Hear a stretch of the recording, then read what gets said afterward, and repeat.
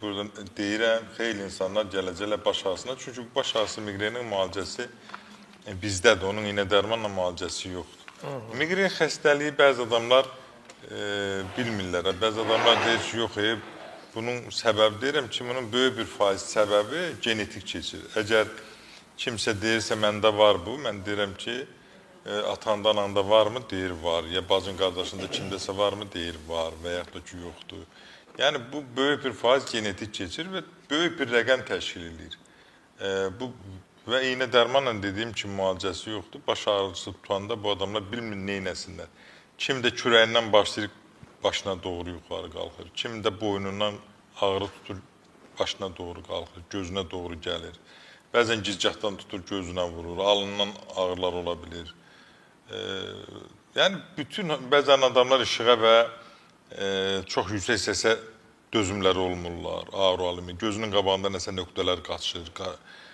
Yəni, miqren özünü müxtəlif formalarda göstərir. Yüngül formada olanda təbii ki, baş ağrısı olur, sonra keçir. Ən çox qadınlarda menstrual sikl önündə, baş önündə baş verir, ya qutarında olur. Ancaq təbii ki, əksər vaxtlarda insanlar görürsən başına külək dəyəndə, soyuq olanda, yuyub soyuğa çıxan kimi baş ağrısı tutur və yaxud da kəsəbləşəndə, ac qalanda, gərginləşəndə bu ağrılar tuta bilir. Və onun da müalicəsində niyə bizdə var, heç yerdə yoxdur? Onun bizdə olmanın kökü odur ki, iynə dərmanla yox, onu təbii yollarla, təbii vasitələrlə müalicə edirik.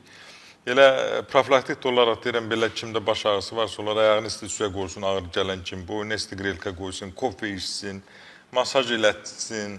Bunlar yüngül, bəzən qaytarır, qoymur dərinləşməyə. Yox, ağrı dərinləşirsə, bayaq dediyin kimi, bax elə göstərdiyim bu mars çəkir alın nahiyəsinə, boyun nahiyəsinə və ağrını qoymur şiddətlənməyə. Ağrı şiddətlənəndən sonra bu da kömək eləmir. Təbii ki, orada bizim digər məlhəmlərimiz işə yarayır, müalicəmiz.